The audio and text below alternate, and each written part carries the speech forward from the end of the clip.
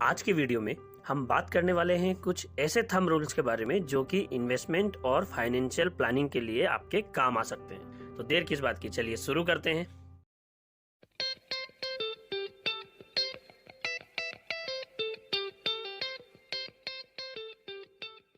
तो चलिए बात करते हैं सबसे पहले रूल नंबर 1 की, जो है रूल ऑफ 72। जब भी हम कोई इन्वेस्टमेंट करते हैं तो हमको ये जानने की जल्दी रहती है कि हमारा पैसा कितने समय में डबल होगा। हालांकि आप कैलकुलेटर लेकर भी इसको आसानी से कैलकुलेट कर सकते हैं, लेकिन इसके लिए एक थंब रूल है, बहुत आसान सा, रूल ऑफ 72। मतलब आप जितना भी इंटरेस्ट एक्सपेक्ट कर रहे हैं अपने इन्वेस्टमेंट से, मतलब जितना आपको रिटर्न मिल सकता है, उस परसेंटेज ऑफ रिटर्न से 72 में भाग देने पर, मतलब डिवाइड करने पर आपको पता चल जाएगा कि कितने समय में आपका पैसा डबल होने वाला है।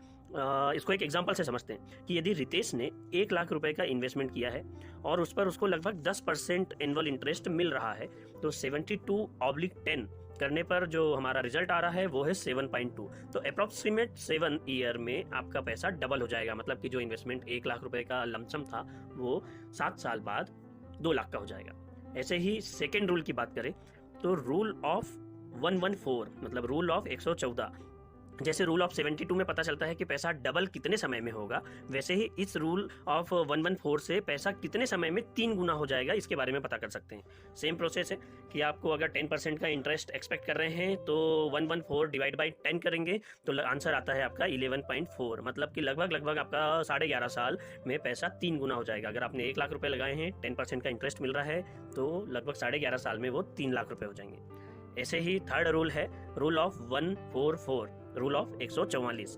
इस रूल में भी सेम है, पैसा 4 गुना कितने समय में हो जाएगा इसके बारे में आपको जानकारी मिल जाती है। सेम प्रोसेस, 10% अगर आप रिटर्न एक्सपेक्ट कर रहे हैं तो 10 से डिवाइड करेंगे 144 को, कितना आएगा 14.4। मतलब 14.5 साल में आपका पैसा 4 गुना हो जाएगा अगर आपको सेम इंटरेस्ट 10% का हमेशा मिलता रहता है, एवरेज इंटरेस्ट मिलता रहता है। तो दोस्तों ये जो पिछले रूल गए ये तो थे आपके इन्वेस्टमेंट पे कितना इंटरेस्ट मिल रहा है उसके हिसाब से आपका कितना पैसा कितने समय में डबल हो रहा है। अब हम एक और रूल डिस्कस करने वाले हैं, रूल ऑफ 70।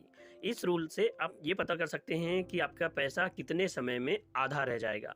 मतलब कि जितने आपको पता है महंगाई तो बढ़ती रहती है, तो इस रूल से आपको हमेशा फाइनेंशियल एक्सपर्ट के मुंह से भी आपने सुना होगा कि महंगाई बढ़ रही है और वो आपके पैसों को कम करती जाती है। तो हम यहाँ पर एक सीधे उदाहरण से देखते हैं कि यदि आपके पास में 50 लाख रुपए हैं और उसमें से आप कुछ खर्च भी नहीं कर रहे हैं और कुछ नया पैसा उसमें ऐड भी नहीं कर रहे हैं, मतलब किसी तरीके का उस पर इंटरेस्ट भी नहीं कमा रहे हैं। अब मान लेते हैं कि महंगाई दर 5% की दर से चल रही है अभी वर्तमान में, तो 70 डिवाइड बाई 5 करते हैं तो समय आता है 14, मतलब कि 14। लगभग 14 सालों में आपका जो 50 लाख रुपया है वो आधा रह जाएगा। तो वो 14 सालों बाद आपका जो 50 लाख रुपए था वो 25 लाख ही रह जाएगा। तो ये कैलकुलेशन है जिससे आप कर सकते हैं अपना हिसाब कि कितना पैसा महंगाई दर के हिसाब से कितना तेजी से पैसा कम होता है।